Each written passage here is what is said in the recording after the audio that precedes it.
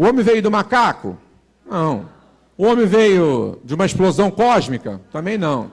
O homem veio do fundo do mar? Também não. Não é?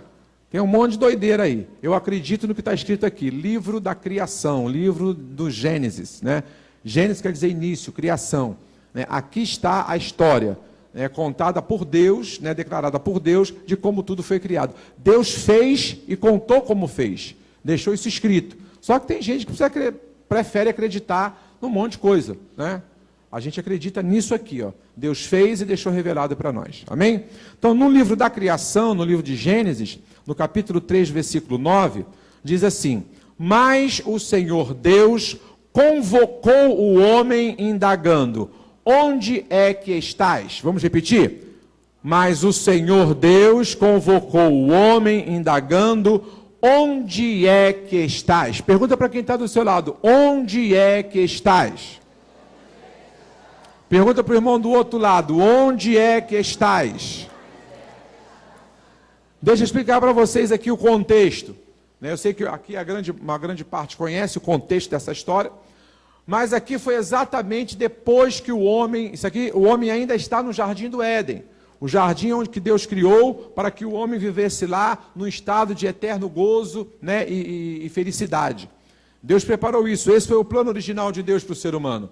Viver, né, em eterno gozo e felicidade. Trabalhando, arando a terra, né, eu já expliquei isso aqui durante o mês de fevereiro na campanha. Trabalho não é consequência do pecado, viu, pessoal? Tem gente, não. Antes do pecado entrar no mundo, se você ler o livro de Gênesis da criação, você vai ver que antes do homem pecar, Deus falou assim: olha, você vai ter a terra e você vai ter que arar a terra, vai ter que cuidar da terra, você vai ter que governar. Então Deus deu trabalho ao homem antes do pecado. Então trabalho não é consequência do pecado. E por que eu gosto de chamar a atenção disso? Porque eu já vi gente dizendo assim: poxa, se Adão não tivesse pecado, né? Eu estava deitado numa rede. Não, estava não. Estava trabalhando. Amém? Porque trabalho é a nossa provisão natural. Trabalho é bênção do Senhor. Amém? Então o que acontece? Aqui, quando Deus criou todas as coisas, Ele colocou o homem e a mulher, e aí estava ali no jardim. A intenção de Deus era que o homem vivesse eternamente no estado de gozo e paraíso. Né? Mas esse estado de gozo e paraíso, né, e felicidade plena não significa que não teria trabalho. Teria trabalho, só que não teria os aborrecimentos, os desgostos, as traições, as falsidades, enfim, toda essa mazela que existe hoje, isso sim não existiria. O homem não sentiria tristeza, não sentiria dor, o homem não se sentiria, não teria problemas emocionais, não teria depressão, não teria síndrome do pânico, não teria tanta coisa aí, né, que acontece, tanta violência. Tudo isso, isso sim é resultado do pecado. Não é? Deus criou o homem para viver na terra, trabalhando, né, se multiplicando, cuidando da terra, governando a terra, sendo feliz, sem conhecer essas mazelas. E por isso, o que Deus fez? Como o pecado já existia, porque o pecado nasceu no coração do diabo. O diabo era um anjo, era um querubim de honra, ele era ministro de louvor lá no céu. E ele quis ser igual a Deus. E aí Deus teve que expulsar o diabo e 1/3 dos anjos que aderiu, né, à rebelião feita pelo diabo. Por isso que rebelião é coisa do inferno. Rebelião nasceu no coração do diabo. Né? Ele se rebelou contra Deus. Né? Ele quis ser igual a Deus. Né? Ele era um anjo. Né? Deus criou os seres celestiais. Antes de criar a terra, os seres celestiais já existiam. E Satanás, que era um anjo, era um querubim de honra, tinha uma posição de destaque no céu. O céu é algo muito organizado. O céu não é bagunça, o céu é muito organizado. O nosso Deus é um Deus muito organizado. O nosso Deus é um Deus que trabalha com planejamento.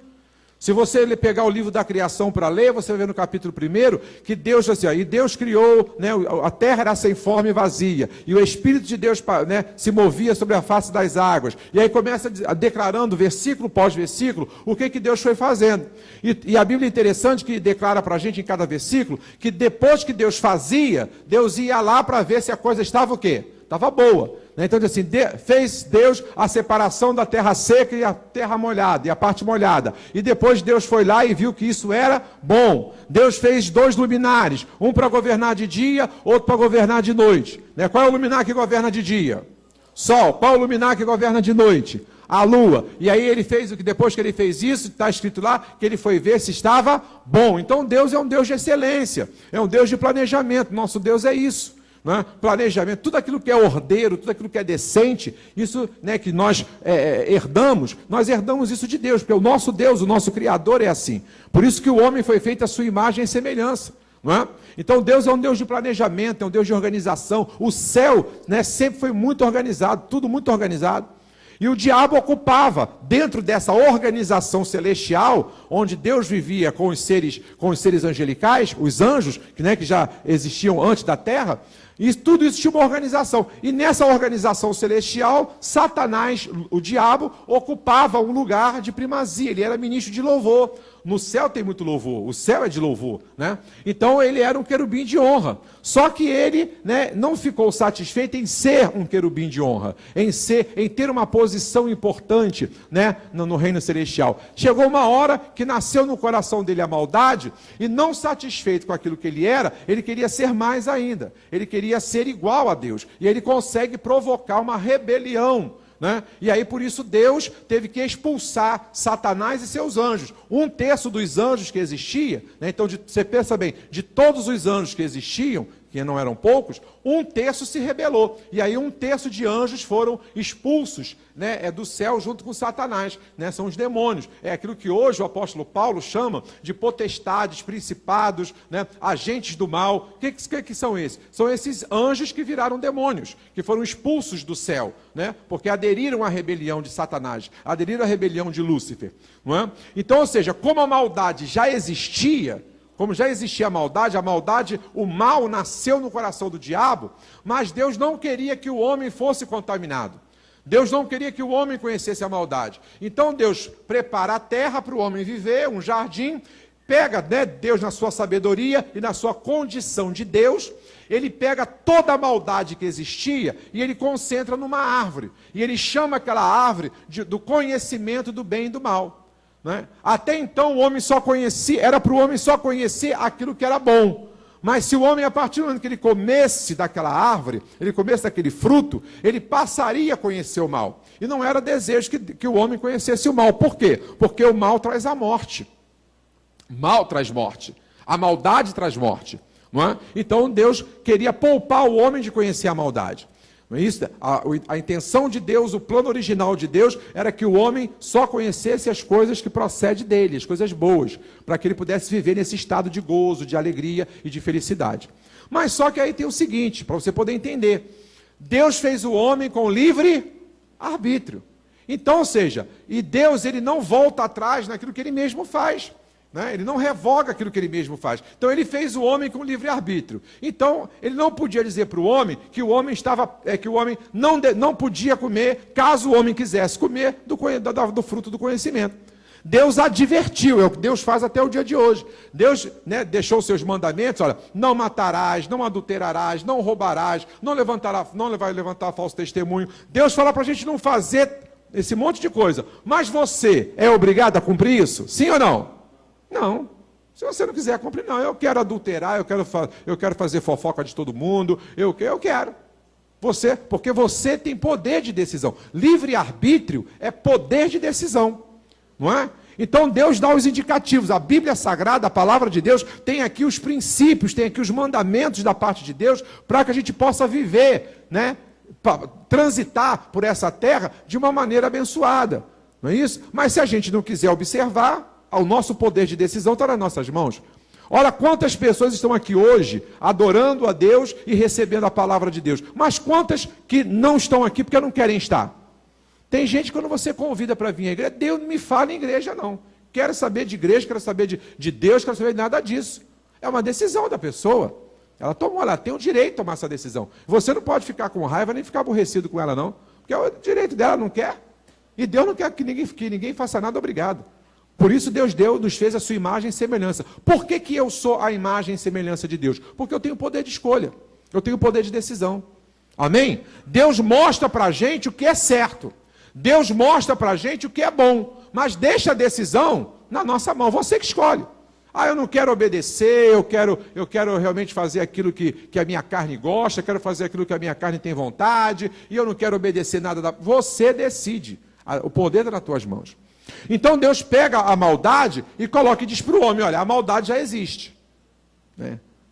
trocando em miúdos, foi isso que Deus transmitiu para o homem. Olha, o mal já existe, a maldade já existe, e a maldade traz a morte.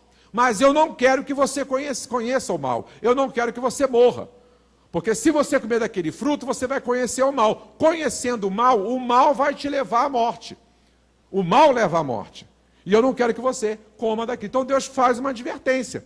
Mas o que acontece? O homem, no seu poder de decisão, tomou, depois de ser persuadido por Satanás, na figura da serpente, o homem tomou a decisão de comer o fruto. Satanás aparece para o homem na figura da serpente, né, e diz assim para Eva, para a mulher: olha, come lá daquele fruto. Aquele fruto é legal, olha lá, come lá. Aí Eva olhou. Olha só, como é que é perigoso você dar atenção, né? Porque às vezes você, por causa da atenção que você dá para quem não devia, você é persuadido a fazer o que não deve. Não é? Eva parou para trocar uma ideia, Eva parou para trocar um papo ali, né, com o diabo. E aí o diabo disse assim, ó, tá vendo ali, ó? Aquilo ali é o fruto do conhecimento do bem e do mal.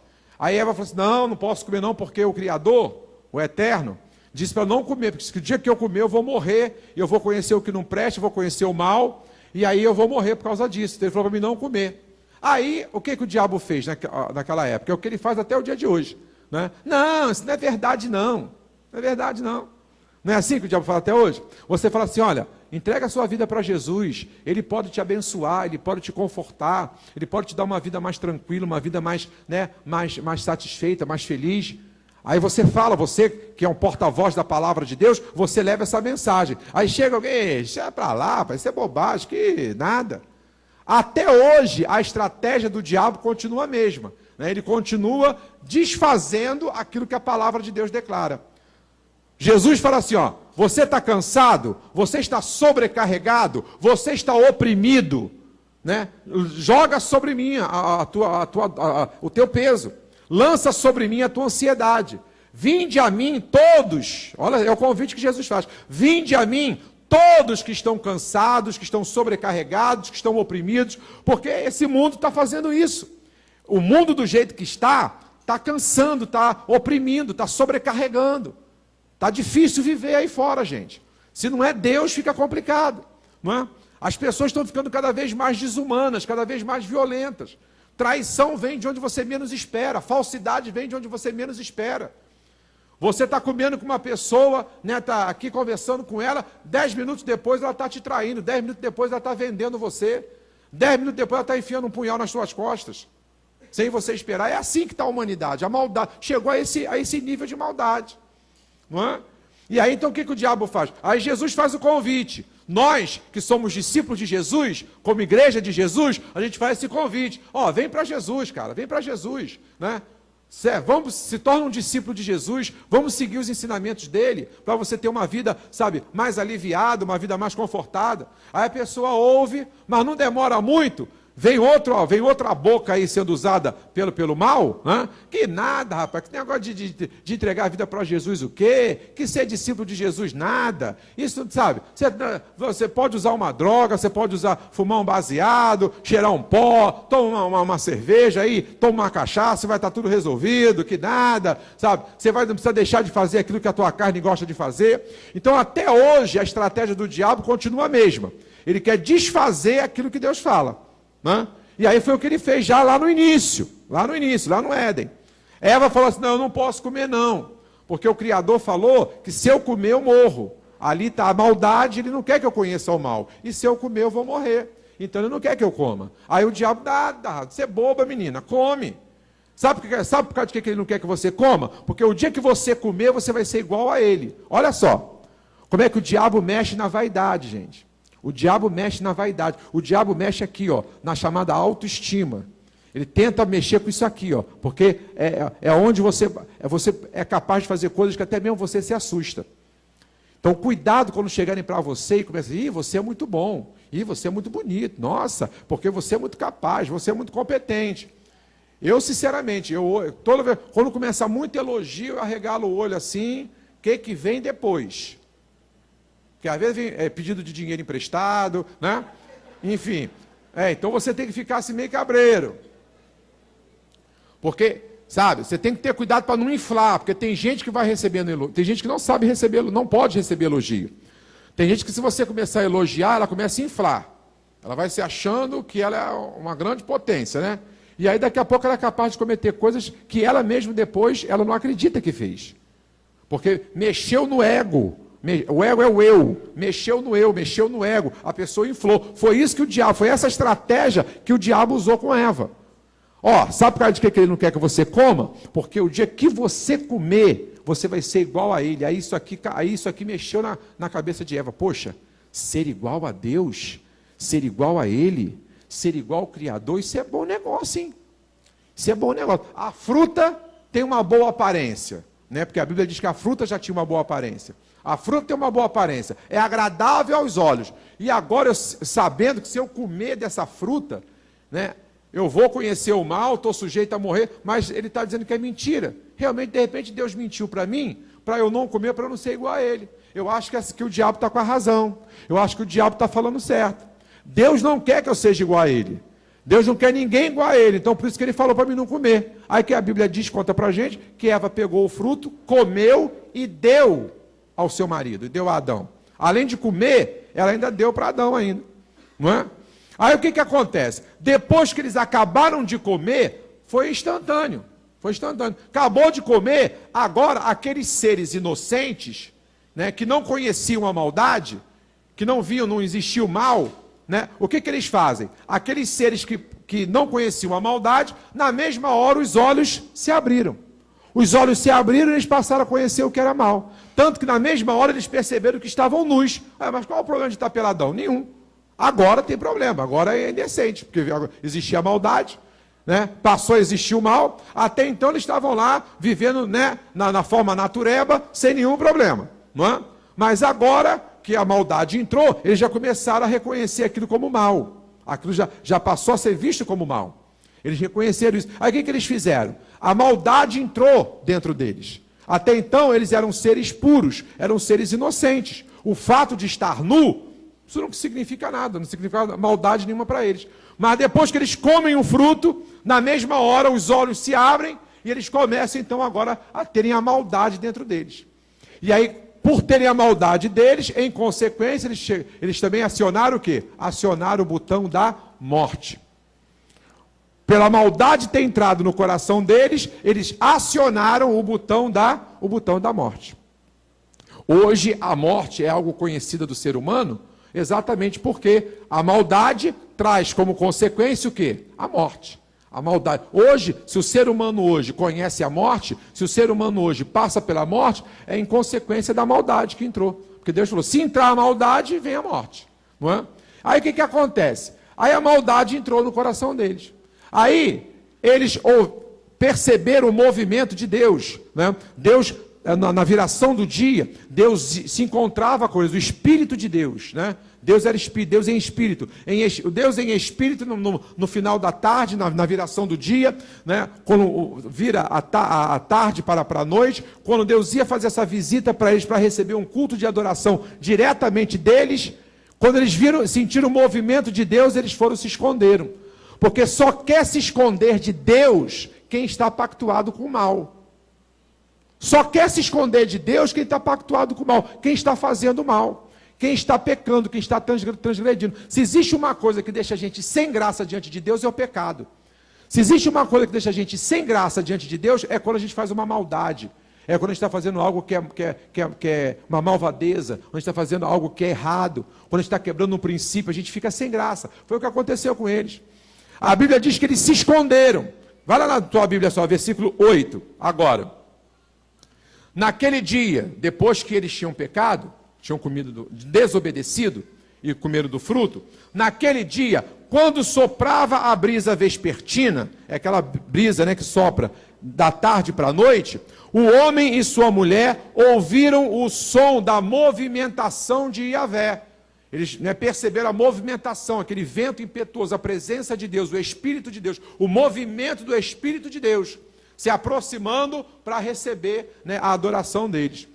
Então eles perceberam o som da movimentação de Yahvé, que estava passeando pelo jardim, e procuraram esconder-se da presença do Senhor entre as árvores. Olha só, eles foram se esconder. Como eles agora eram conhecedores do mal, eles quiseram se esconder.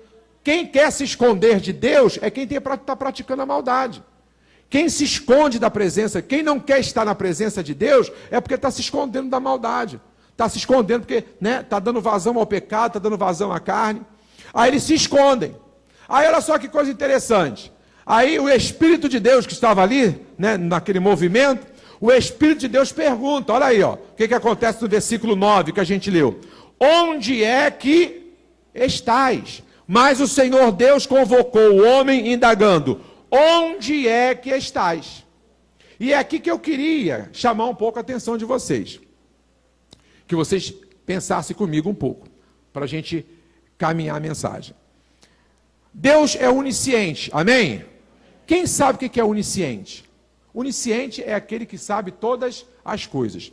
Existem 3 atributos de Deus que só Ele possui. Deus é onisciente, onipresente e onipotente. O que é onipresente? Deus está em todos os lugares. O que é onipotente? Deus pode fazer todas as coisas. E o que é onisciente? Deus sabe de todas as coisas. Então, onisciente porque sabe de todas as coisas. Onipotente porque pode todas as coisas. Onipresente porque está em todos os lugares. Amém? São 3 atributos de Deus. E aí, olha só que coisa interessante. Deus, o homem pecou. Se Deus é onisciente, Deus já sabia ou não que o homem tinha pecados? Hã? Sabia ou não? Sabia. Deus sabia que o homem tinha pecado. Quando o homem, quando Eva atendeu, ao convite da serpente, quando Eva atendeu ao convite de Satanás e comeu do fruto que Deus tinha proibido do conhecimento do bem e do mal, naquele momento ali Deus já sabia o que estava acontecendo.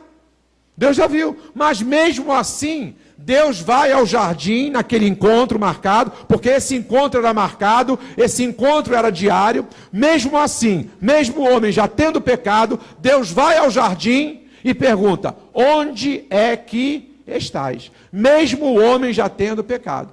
Então, a primeira coisa que eu quero que você entenda, para você poder entender a natureza de Deus, é que o teu pecado não afasta Deus de você, não. Deus não se esconde do pecador, Deus não suporta o pecado, Deus não gosta do pecado, mas Deus ama o pecador. Mesmo Adão e Eva tinham acabado de pecar, mesmo assim Deus vai atrás deles e pergunta, onde é que estais? Tem gente que diz, não pastor, eu não sou digno de estar na presença de Deus, eu me acho uma pessoa muito suja, eu me acho uma pessoa muito indigna, eu me acho uma pessoa muito pecadora, e daí? Você pecador, Deus não se afasta de você, Deus não concorda, Deus não aceita o teu pecado. E para isso Ele quer entrar com os princípios dEle na tua vida. Para isso Ele quer que você entregue a sua vida a Ele, para você começar a ser um discípulo dEle, para você observar a palavra dEle, para você aprender como ser uma pessoa regenerada, como ser uma pessoa nova, como ser uma pessoa de acordo com a sua palavra. Mas Ele não deixa de te amar por causa do teu pecado. Está dando para entender, sim ou não? Ele não deixa de te amar por causa do teu pecado, Ele continua te amando. Deus podia fazer o seguinte, a partir de hoje, Adão e Eva decidiram pecar, decidiram desobedecer, já não vou nem mais me encontrar lá com eles. Toda tarde eu vou lá me encontrar com eles, mas hoje eu já não vou, porque eles tomaram a decisão de comer do fruto proibido, então eu não vou lá. Mas mesmo assim, mesmo sabendo que eles já tinham comido, que eles já tinham pecado, que já tinham desobedecido, Deus vai ao jardim, Deus vai àquele encontro diário, e Deus chega lá e pergunta, onde estás? Eu quero te ver, eu quero estar contigo, eu sei que você pecou, eu sei que você errou, eu sei que você desobedeceu, eu sei que você transgrediu, mas eu quero você na minha presença, eu quero você aqui diante de mim, para que você tenha a oportunidade de se arrepender, para que você tenha a oportunidade, de ser tratado, para que você tenha a oportunidade de ser curado, porque se você não for curado na presença de Deus, você não vai ser curado em lugar nenhum. Se você não for tratado na presença de Deus, você não vai ser tratado em outro lugar nenhum. Então, com todas as suas mazelas, com todos os seus carrapichos, com todas as suas limitações, Deus pergunta, onde você está? Eu quero você na minha presença. Por mais que você se ache incapaz, por mais que você ache indigno, Deus pergunta, onde você está? Eu quero você na minha presença, eu preciso cuidar de você. Você pecou? Então você cometeu um erro e eu preciso tratar de você. O que acontece? Deus pergunta, onde estás? Aí o homem escondido, a Bíblia diz que o homem estava escondido. Só que tem como se esconder de Deus? Não. Tem gente que quer se esconder de Deus nos remédios. Tem gente que quer se esconder de Deus nos vícios. Tem gente que quer se esconder de Deus no alcoolismo. Tem gente que quer se esconder de Deus, sei lá, fazendo um monte de coisa errada. Ninguém consegue se esconder de Deus. O salmista diz, se eu tomar as asas, né, e voar, e for lá para o alto dos céus, ali a mão do Senhor vai me encontrar. Se eu for lá para o mais fundo do abismo, o Senhor também vai me encontrar. Então não adianta, eu não consigo fugir de Deus. Fala para a pessoa que está do seu lado, você não consegue fugir de Deus. Diz assim para ela, você não consegue se esconder de Deus. Ninguém consegue. Ninguém consegue. Adão pecou, falou, não, peraí, eu não quero nem, porque o pecado, nós é que somos assim. Né? Esse erro já é consequência do pecado. Esse sentimento que existe no meu coração e no seu, já é consequência do pecado. A gente faz uma coisa errada, a gente quer se afastar de Deus, a gente não quer mais saber de Deus. A gente começa a se achar indigno, a gente começa a se achar incapaz, a gente começa a se achar sujo, a gente começa a se achar imundo, a gente quer se distanciar de Deus. Aconteceu isso com Adão, e desde o dia que aconteceu isso com Adão e Eva, continua acontecendo com toda a raça humana. A gente se acha sujo, se acha imundo, se acha indigno, e a gente quer se esconder de Deus. E Deus está perguntando, onde é que você está? Onde é que você está? Onde é que você está? Onde é que você está? E você quer ficar escondido. Não, eu não quero saber de Deus. Não, eu não posso me apresentar diante de Deus. Eu não posso me encontrar com Deus. Porque eu estou sujo. Eu faço isso, eu faço aquilo, eu sou indigno, eu sou incapaz, eu sou imoral. E aí, você tem um monte de coisa que você quer distância de Deus. Mas quem provoca essa distância, quem provoca esse afastamento, quem faz esse esconderijo, não é Deus, é você. Sou eu, é o ser humano. O nosso pai primitivo, nossos pais primitivos fizeram isso. Eles pecaram e foram se esconder de Deus. Não quero mais saber de Deus. Eu escolhi pelo pecado, escolhi pelo erro, eu desobedeci, eu não quero mais saber de Deus. Isso é um sentimento humano, que nasceu no coração dos nossos pais primitivos e está no coração da raça humana até os dias de hoje. Quantas pessoas você conhece, que às vezes você chama, vai lá na igreja, né, assistir um culto, participar de um culto, e a pessoa diz assim, não, eu não posso entrar na igreja não. Que isso, rapaz, você não sabe de nada, o que eu já fiz nessa vida, tem condição. Você veja, olha, você está sofrendo tanto, você está passando por uma situação tão difícil, dá uma oportunidade para Jesus tratar da tua vida. Não, o negócio de Jesus para mim não dá não. Eu já ouvi isso um monte de vezes. Poxa, você está sofrendo tanto, você já sofreu tanto, você já se decepcionou tanto, você já se feriu tanto. Por que você não tenta dar uma oportunidade para Jesus? Dá uma oportunidade para Ele tratar da tua vida.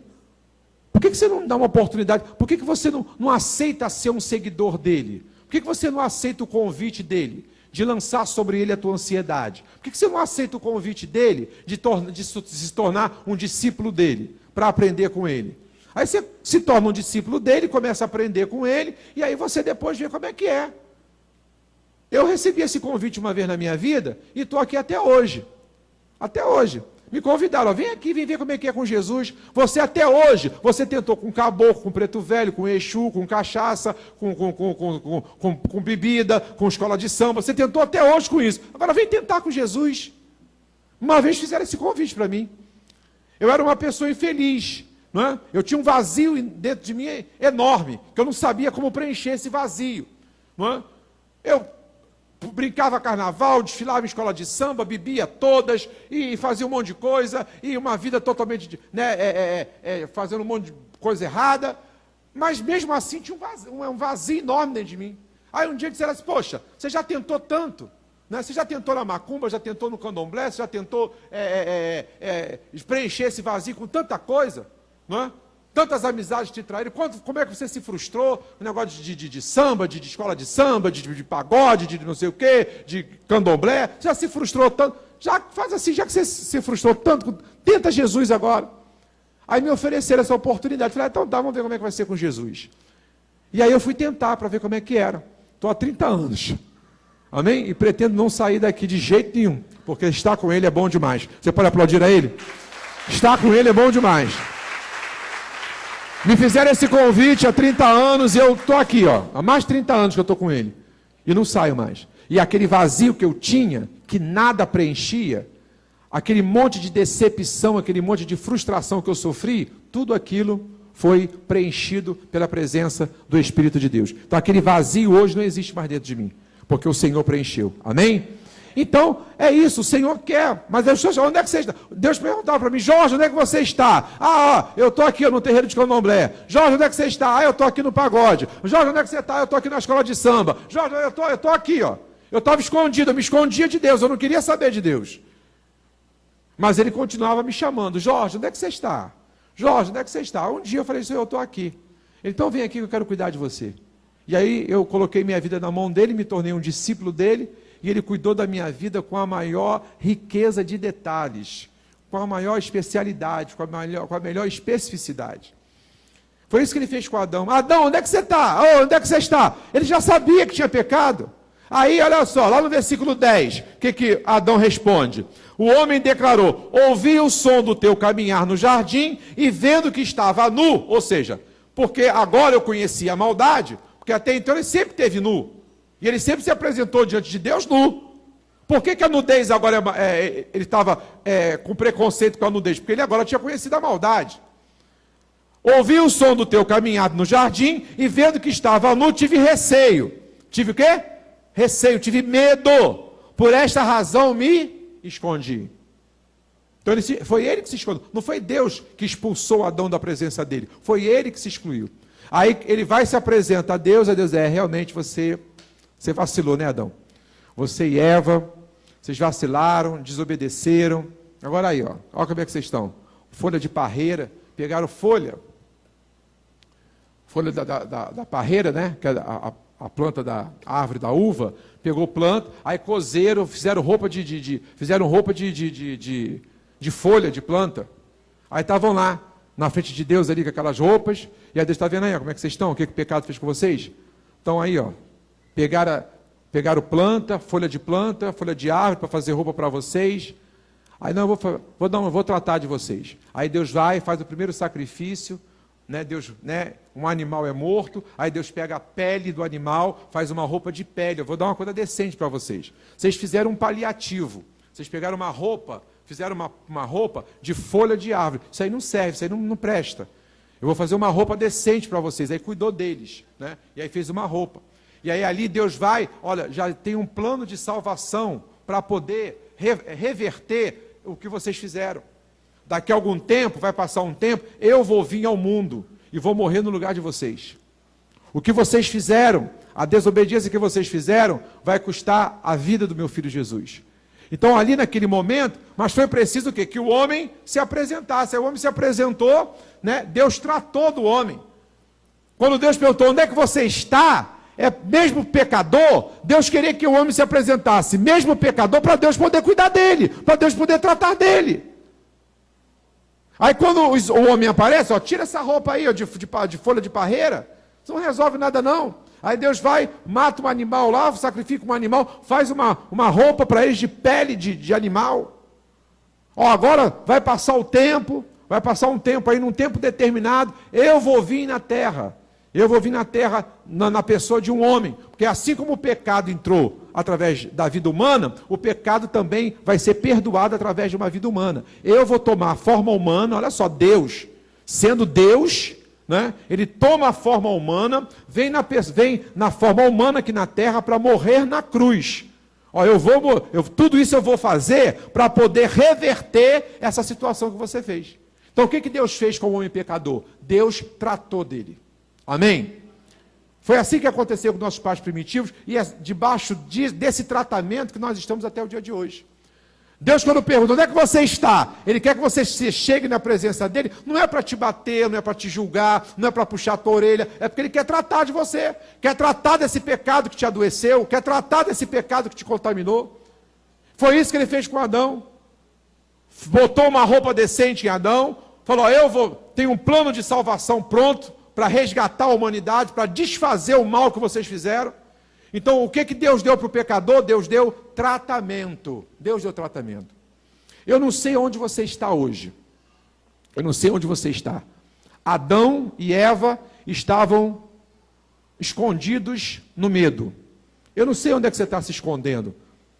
Tem pessoas, como eu já falei aqui, tem pessoas que se escondem nas drogas, tem pessoas que se escondem nos vícios, tem pessoas que se escondem em alegrias passageiras, fica buscando aí alegrias passageiras para poder se esconder. Isso é uma forma de se esconder, uma forma de se enganar. Mas continua vazio, continua com medo, continua, debilitado. E aí você só é tratado quando você se apresenta diante de Deus. Onde você está? Onde é que você está? Aí Deus acha Adão se apresenta. Realmente eu ouvi teu movimento aí chegando, eu me escondi, tive medo. Mas foi preciso que Adão se apresentasse para poder ser tratado por Deus. Vamos ficar de pé em nome de Jesus, Ministério de Louvor.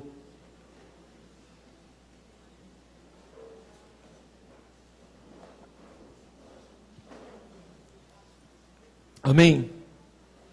Feche seus olhos agora. Diga assim: Senhor, eis-me aqui. Trata de mim. Me dê o tratamento que eu preciso. Feche seus olhos agora. Coloque-se diante de Deus. Deus hoje continua fazendo a mesma pergunta. Onde estás? Onde estás? Deus quer tratar de você, Deus quer cuidar da sua vida. Pastor, mas eu não posso de jeito nenhum, de jeito nenhum. Talvez você que entrou aqui pela primeira vez, você que já veio aqui outras vezes, você acha necessário estar na igreja, você acha necessário ser discípulo de Jesus, mas você se acha indigno para ser. Eu reconheço que o meu lugar é na presença de Deus.